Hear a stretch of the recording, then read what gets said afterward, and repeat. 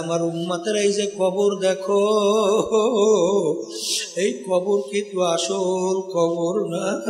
পুরো আল্লাহর বান্দা বান্দির জন্য কবর একটা বেহেশতের বাগান হইয়া যাবে।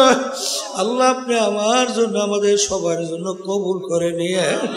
আল্লাহর হাবিব বলেন, আমার উম্মতেরা কোন নাফরমানের কবরের ভিতরে জাহান্নামের আগুন এসে বইরা যাবে। আল্লাহ আমাকে আমাদের সবাইকে মাফ কইরা দেয়।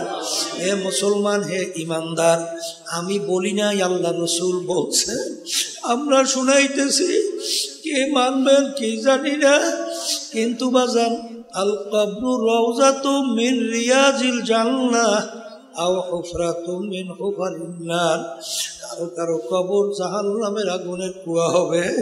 আল্লাহ রাসূল সাল্লাল্লাহু আলাইহি ওয়াসাল্লাম বলে, আল কারো নাফরমান কবরের মধ্যে 99 তিন্নিনান লাউ নুফিকা ফিল আরদি মা আনবাতাত খাদরা। কোন নাফরমানের কবরের মধ্যে একটা না দুইটা না 99টা বিষাক্ত সাপ জমা হইয়া যাবে। সাপ এত বিষধর হবে, আরে যদি দুনিয়ার ভিতরে মুখ কইরা ফুক দিত, গাছপালা মাথা জাগাইতে পারত না।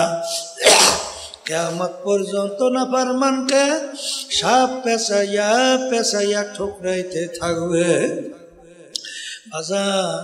এই আযাব সহ্য করা যাবে না। আরে কবরের মাটিকে আল্লাহ হুকুম করবেন, দুই পাশ থেকে এমন ভাবে চাপ দাও, এক পাজরে হাড্ডি অন্য পাজরে মিশাইয়া দাও। আল্লাহ আপনি আমাকে আমাদের সবাইকে মাফ কইরা দিয়ে। আল্লাহ রাব্বুল আলামিন বলতেছেন, তোমরা আগে আমার নামের জিকির করো, এরপরে তোমরা নামাজ আদায় করো। তাহলে নামাজের আগে আল্লাহর নামের জিকির করতে বলছে, এরপরে নামাজ আদায় করার জন্য বলছে। একই কোরআনুল কারীম আয়াত শুনাইছি না অন্য কিছু শুনাইছি? হ্যাঁ, এই কথা কে বলছে? আগে আমার নামের জিকির করো, এরপরে তোমরা নামাজ আদায় করো। আর মালিকের নাম কি? আল্লাহ আল্লাহ আল্লাহ আল্লাহ আল্লাহ আল্লাহ আল্লাহ। এই জিকির করার পরে যখন আপনি নামাজের ভিতরে দাঁড় হবেন, দেখবেন তখন নামাজের ভিতরে আল্লাহর খেয়াল আসবে।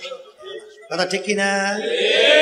ওদিকে নামাজ তো অনেকে পড়ে ঠিক, মসজিদের ভিতরে ঢুকছে, কখন নামাজে দাঁড় হইছে, কখন রুকুতে গেছে, কখন সেজদায় গেছে, কোন সময় তাশাহুদ পড়ছে, কোন সময় দুরূদ শরীফ পড়ছে, কোন সময় দোয়া পড়ছে, কোন সময় তাসবিহ আদায় করছে। এই দেখছি দাঁড়াইছে, এর মধ্যে নামাজ শেষ। আছে না নাই? আছে না নাই? এই এরকম হাজার রাকাত নামাজ পড়লে লাভ হয়। নামাজের ভিতরে আল্লাহর সঙ্গে কথোপকথন হয় না কিনা? হয় না? যখন বান্দাবান্দি নামাজের ভিতরে তেলাওয়াত করে, আলহামদুলিল্লাহি রাব্বিল আলামিন, আমার মালিক উত্তর দেয়, হামেদানি আব্দি, হে আমার বান্দা বান্দি, তোমরা বড় আমার প্রশংসা করলা। নামাজের ভিতরে কথোপকথন।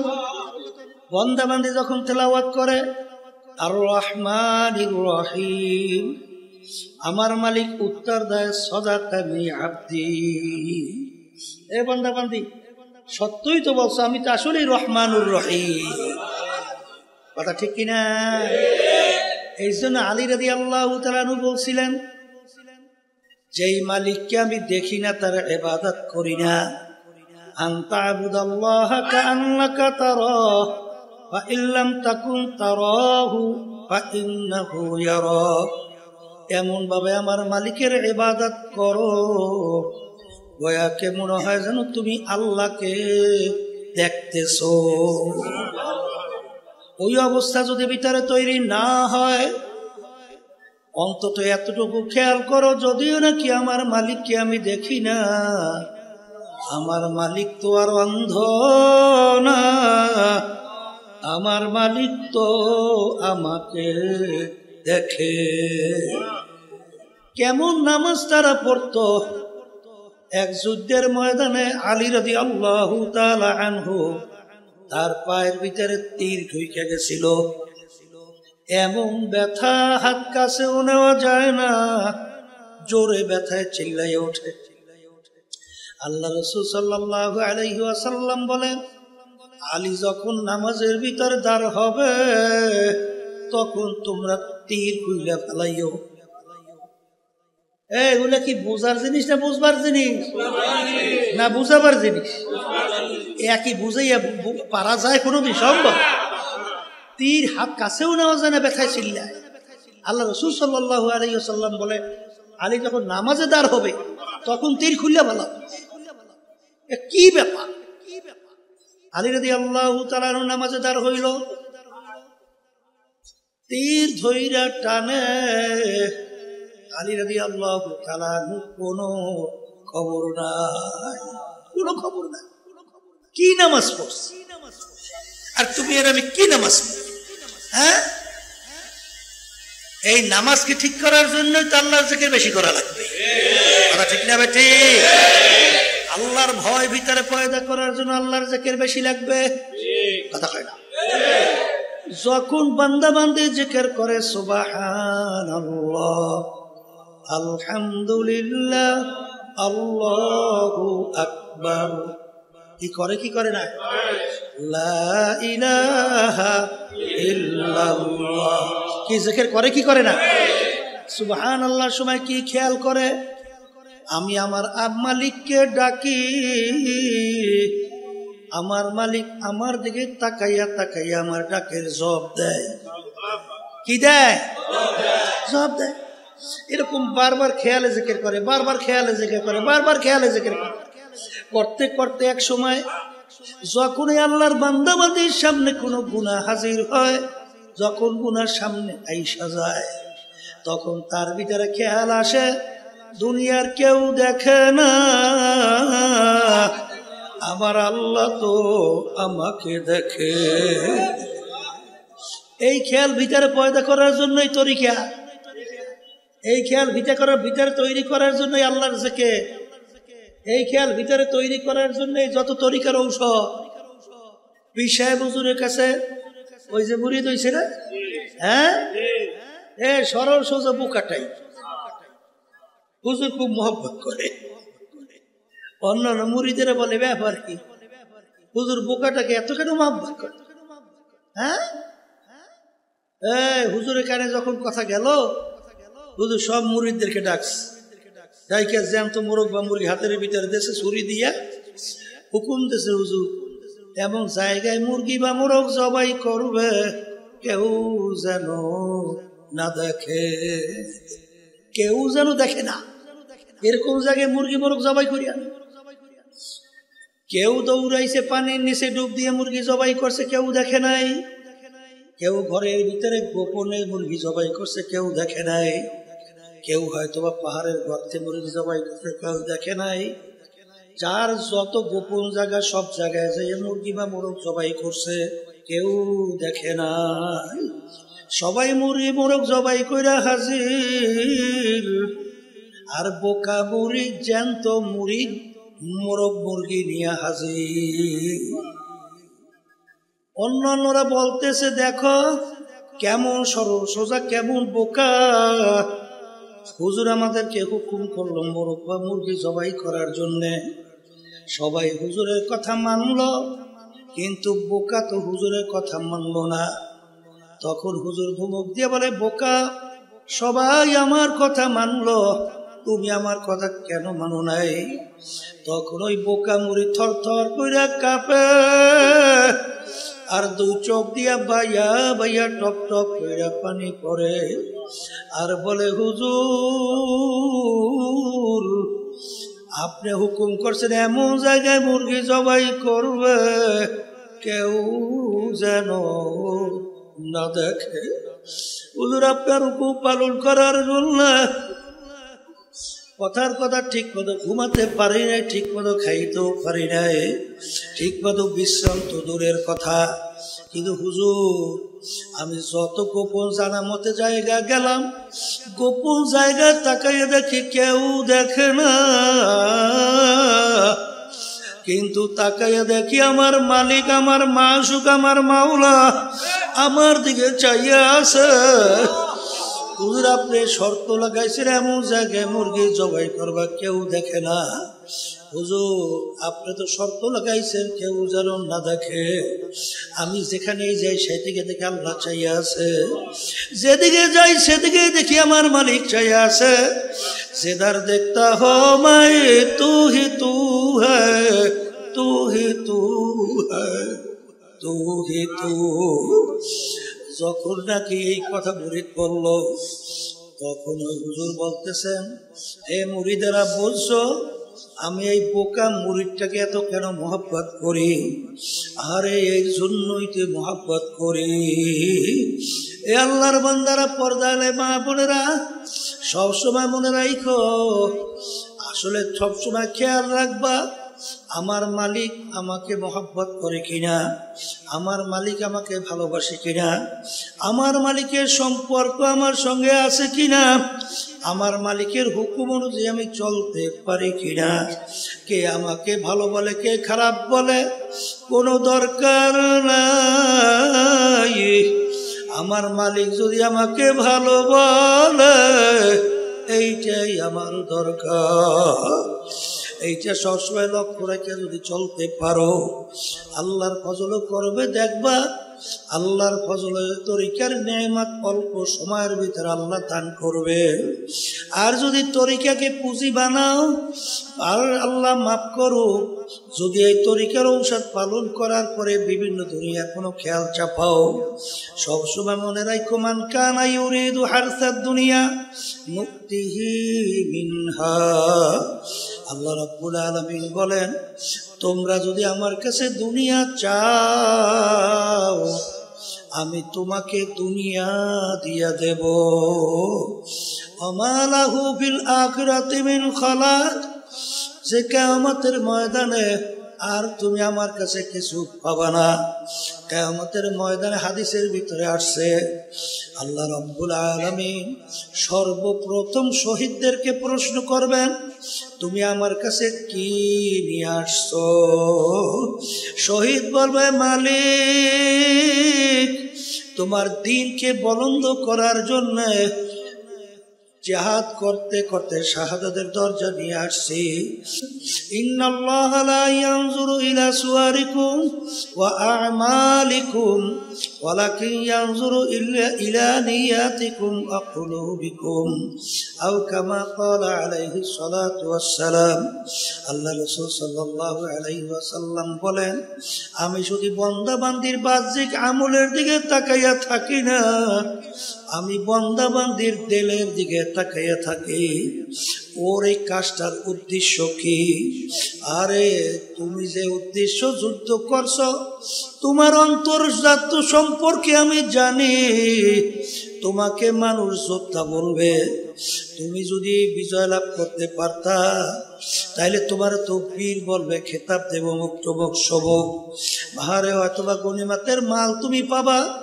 আহারে বিভিন্ন ধরনের বিভিন্ন কাজই বলবে। আরে এটা তোমার দুনিয়া পাওয়া হয়ে গেছে, আমার কাছে আর কিছু পাবা না। ও ফেরেশতারা ফাগুল্লু, ওদেরকে বান্ধ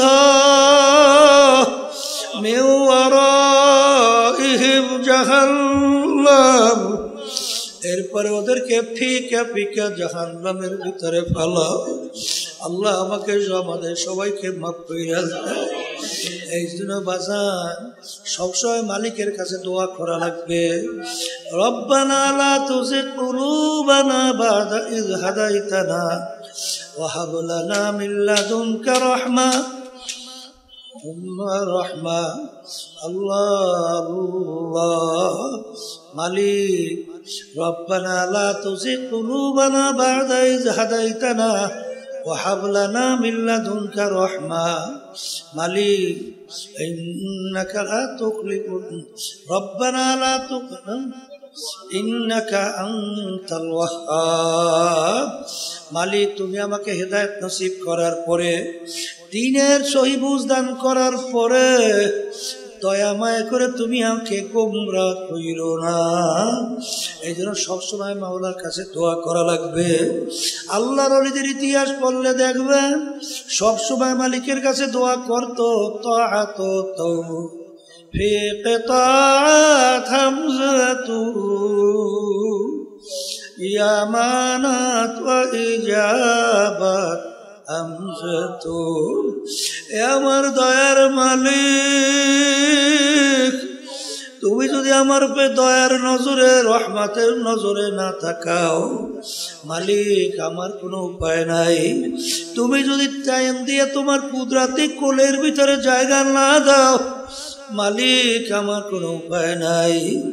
ইমাম গাজ্জালী রহমাতুল্লাহি আলাইহি লেখেন, বান্দা বান্দির ভিতরে মালিকের মধ্যে 500 বছরের রাস্তা আল্লাহ পর্দা আছে। 70,000-এর ভিতরে নূরের পর্দা। এক পর্দা পার হইতে 500 বছরের মতো সময় লাগবে। কেউ কোনোদিন আল্লাহ পর্যন্ত পৌঁছার সম্ভব না। কিন্তু যেই আল্লাহর বান্দা বান্দির প্রতি আমার মালিকের রহমতের নজর আইসা যায়, মুহূর্তের ভিতরে বান্দা বান্দি 70,000 নূরের পর্দা পার হইয়া আমার মালিকের সঙ্গে বান্দাবাদী সম্পর্ক তৈরি হয়। এই জন্য আমার বাজানদেরকে বলবো, পর্দার আড়ালের মা বোনেরা শুনতেছেন, কুল্লু নাফসিন যায়িকাতুল মাউত। বাজান প্রত্যেকটা জানদার একদিন না একদিন তার মৌতের শরাব পান করা লাগবে। ওয়ালাউ কুনতুম ফি বুরুজিন মুশাইয়াদা, শক্ত পাথরের পাহাড় কাইটা লুকাইলো সেখানে মালাকুল মউত আজিম। মরণ যেহেতু লাগবে বাজান, মামলা কিন্তু দুইটা। একটা হলো আখিরাতের মামলা, আর একটা হলো দুনিয়ার মামলা। আর দুনিয়ার মামলা ম্যাজিস্ট্রেট কোর্টে মানুষ যদি ঠগে, আবার জজ কোর্টের ভিতরে আপিল কইরা জিতবার আশা করতে পারে। জজ করে ঠকলে হাইকোর্ট, সেখানে ঠকলে সুপ্রিম কোর্ট সিঙ্গেল বেঞ্চ, সেখানে ঠকলে সুপ্রিম কোর্ট ফুল বেঞ্চ, সেখানে ঠকলে প্রেসিডেন্ট কোর্ট, সেখানে ঠকলে আন্তর্জাতিক কোর্ট। এরকম ধাপ বাই ধাপ অনেক বাজান আপিলের সুযোগ আছে। কিন্তু কবরের যাত্রীরা, তোমার আমার সামনে আখিরাতের 5টা মামলা দাঁড় হইয়া আছে। এই মামলায় যদি খোদা না কাছে একবার কেউ ঠগ, আর দ্বিতীয়বার দুনিয়াতে এসে আপিল কইরা জিতবার কিন্তু আর আশা নাই। মৌতের মামলা, কবরের মামলা, কিয়ামতের ময়দানের মামলা, মিজান পুলসিরাতের মামলা। বাজান আল্লাহু আকবার। আজকে দুনিয়ার মামলায় মানুষ পড়লে মামলায় জেতার জন্যে, মামলা থেকে পরিত্রাণ পাওয়ার জন্যে উকিলের কাছে দৌড়ায়। বাজান কত টাকা পয়সা খরচ, এরপরে কষ্টের কোনো শেষ নাই। এরপরে দেখবা অনেক সময় মামলায় যদি জেল হওয়ার সম্ভাবনা থাকে, তার চেহারা কালো, ঠিক মতো খাওয়াও নাই, ঠিক মতো ঘুমও নাই, ঠিক মতো বিশ্রামও নাই। যদি জিজ্ঞাসা করে ব্যাপার কি, আপনার মুখ এত কেন মলিন? কলে শোনো নাই, আমি মামলায় পড়ছি শুনছি। কলে তাহলে এত অস্থির কেন? কলে জেল হওয়ার সম্ভাবনা। তখন যদি বলো জেল হইলে কি হয়, জেলের ভিতরে খাইতেও দেয়, শুইতেও দেয়, আহারে আর কোনো অসুবিধা তো তেমন নাই। তাহলে জেলের কথা শুই না কেন এত ভয়? বলে ভাই সব ঠিক আছে, কিন্তু স্বাধীনভাবে চলা যায় না, এই জন্য অস্থির চিন্তায়। কিন্তু এ মুসলমান, হে ইমানদার, যারা মরবা কবরে যাব, যারা আল্লাহকে বিশ্বাস করো, আখিরাতকে বিশ্বাস করো, বেহেশত জাহান্নামকে বিশ্বাস করো, খোদা না কাছে এই মামলায় যদি একবার ঠগ, আমার মালিক যে জেলখানা তৈরি কইরা রাখছে, ওই জেলখানা দুনিয়ার কোন জেলখানা না। ওই জেলখানা এত ভয়াবহ। আল্লাহু আল্লাহ। জিবরাইল সালাতু ওয়াস সালাম আল্লাহর হাবিবের সঙ্গে দেখা করার পরে আসলেন। দেখা করার জন্য আসলেন। ওই সময় সচরাচর জিবরাইল আমিন আসেন না। আল্লাহ রাসূল সাল্লাল্লাহু আলাইহি ওয়াসাল্লাম জিজ্ঞাসা করলো, ভাই জিবরাইল, এরকম সময় তো আপনি আসেন না, কেন আসলেন? জিবরাইল সাল্লাল্লাহু আলাইহি ওয়াসাল্লাম বলেন, মালিক আমাকে বেহেশত এবং জাহান্নাম দেখাইছে। আর বেহেশতের বিবরণ দেওয়ার পরে জাহান্নামের বিবরণ দিতে যাইয়া জিবরাইল আলাইহিস সালাতু ওয়াস সালাম কান্দে। আল্লাহর হাবিব সাল্লাল্লাহু আলাইহি ওয়াসাল্লাম বলেন, ভাই জিবরাইল, আপনি তো আমার মালিকের নৈকট্যের সম্মানিত ফেরেশতা, আপনি কেন কাঁদতেছেন? জিবরাইল আলাইহিস সালাতু ওয়াস সালাম বলেন, হে আল্লাহর রাসূল সাল্লাল্লাহু আলাইহি ওয়াসাল্লাম, আখারে ইবলিস তো মাওলার নৈকট্যের সম্মানিত ছিল, ইবলিসের ব্যাপারে আমার মালিকের কি হুকুম হইল? হারুত মারুত তো মাওলার ফেরেশতা ছিল, তাদের ব্যাপারে আমার মালিকের কি হুকুম হইল? আমার তো জানা নাই, আমার ব্যাপারে আমার মালিক কি হুকুম দেবে? এই জন্য আমি কান্দি। এই কথা বলার পর আল্লাহ রাসূল সাল্লাল্লাহু আলাইহি ওয়াসাল্লাম তিনিও কাঁদলেন। আল্লাহ আমাকে আমাদের সবাইকে মাফ কইরা দেন। আল্লাহ রাসূল সাল্লাল্লাহু আলাইহি ওয়াসাল্লাম তিনি অল্প বয়সে তার দাড়ি মোবারক পাইকে গেল, পিঠ মোবারক গুজা হয়ে গেল। সাহাবায়ে কেরাম বলে, আল্লাহ রাসূল এত অল্প বয়সে আপনার দাড়ি মোবারক কেন পাকলো, পিঠ মোবারক আপনার কেন গুজা হইল? আল্লাহ রাসূল সাল্লাল্লাহু আলাইহি ওয়াসাল্লাম বলে, এ আমার সাহাবারা, আল্লাহ কথার কথা আমি রাসূল যা দেখি তোমরা তো দেখো না, আমি রাসূল যা জানি তোমরা তো জানো না। আখেরে আমার মালিক কোরআনুল কারীমের মধ্যে বেনমাজি যারা 5 ওয়াক্ত ঠিক মতো নামাজ পড়ে না, যারা রমজান মাসের আল্লাহর হুকুম ফরজ রোজা ঠিক মতো রাখে না, যাদের উপরে ধনী হওয়ার পরে হজ যাকাত আদায় করে না, যারা আল্লাহর হুকুম পর্দা ফরজ ঠিক মতো পালন করে না, যারা ঠিক মতো হারাম হালাল তমিজ করে খায় না, চলে না, তাদের ব্যাপারে আমার মালিক যে আযাব ও গজব বাজে জাহান্নাম বানায় রাখছে, ওই 1 সেকেন্ডের আযাব সহ্য করার শক্তি দুনিয়ার কোন মানুষের না। আল্লাহু আল্লাহ। জিবরাইল সাল্লাল্লাহু আলাইহি ওয়াসাল্লাম যাওয়ার পরে আল্লাহ হাবিব সাল্লাল্লাহু আলাইহি ওয়াসাল্লাম মসজিদে নববীর ভিতরে যখন ঢুকলেন, দুই কাতারে একদল সাহাবায়ে কেরাম আনসারী তারা বসে বসে আনন্দ ফুর্তি করে। আল্লাহর হাবিব বলে, তোমরা কি মৃত্যুর কথা ভুইলা গেছো? তোমরা কি মৌতের কথা ভুইলা গেছো? এইমাত্র আমার কাছে জিবরাইল আমিন আসছে,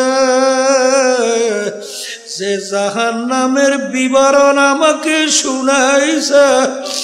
ওই 1 সেকেন্ডের আযাব সহ্য করার শক্তি কারো নাই। তোমরা যদি জানতা, শুনতা, দেখতা, দুনিয়ার কোন সংসার আদি বিবাহ সাথে কিছুই করতে পারতে না, দুনিয়ার কোনো কাজকর্ম করতে পারতে না, আরে কাকু সঙ্গে সঙ্গ দিতে পারতে না, সব ফালাইয়া জঙ্গলবাসী হইয়া যাইতা। আল্লাহ রাব্বি যখন সাহাবায়ে কেরামদেরকে ভয় দেখায়, আল্লাহ রাব্বুল আলামিন বলেন, আমার হাবিব আপনাকে তো আমার বান্দা বান্দীদেরকে শুধু ভয় দেখাবার জন্যই পাঠাই নাই, আপনাকে আমি পাঠাইছি বাশীরা ওয়া নাযীরা, ভয়ও দেখাইবে, আবার বেহেশতের সুসংবাদও দান করবে, সুসংবাদও দিবেন, ভয়ও দেখাবেন। আপনি আমার বান্দাদেরকে কেন ভয় দেখান? শুধু এই যে আমার বাজানদেরকে বলবো, পইরা দেখো ইতিহাস। এরপর থেকে আল্লাহ রাসূল সাল্লাল্লাহু আলাইহি ওয়াসাল্লাম যতদিন দুনিয়াতে বাইচা ছিল একবারও জোরে মুখ কইরা কা জোরে শব্দ কইরা আর জীবনে একবারও হাসে না বাজার।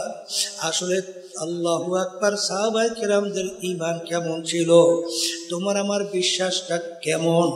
তা মরণ যেহেতু লাগবে, মরার পরে কিন্তু দল দুইটা ছাড়া হবে না, ফারিকুন ফিল জান্নাতি ওয়া ফারিকুন ফিস সাঈর। কারা জান্নাতে যাবে, কারা জাহান্নামে যাবে, আমার মালিক কিন্তু তার রাসূলকে পাঠাইছেন, ওমা আরসালনাকা ইল্লা রাহমাতাল লিল আলামিন।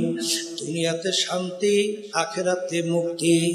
বাজার এই শান্তির দূত হিসেবে পাঠাইছেন।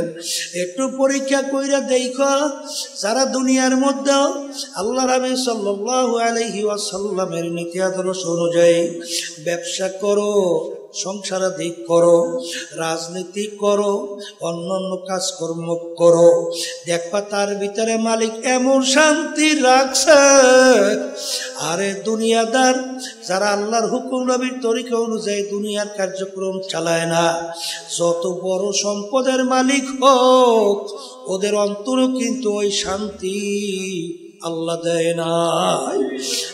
আমার বাজানদেরকে বলবো, আর যদি আল্লাহর হুকুম নবীর তরিকা অনুযায়ী সেই নীতি আদর্শ নিয়ে আল্লাহর হাবিব আসছে, এইটা যদি ঠিক মতো মানতে পারো, আখিরাতে আল্লাহ রাব্বুল আলামিন এমন সম্মানিত করে উঠাবে, ফারিকুন ফিল জান্নাহ।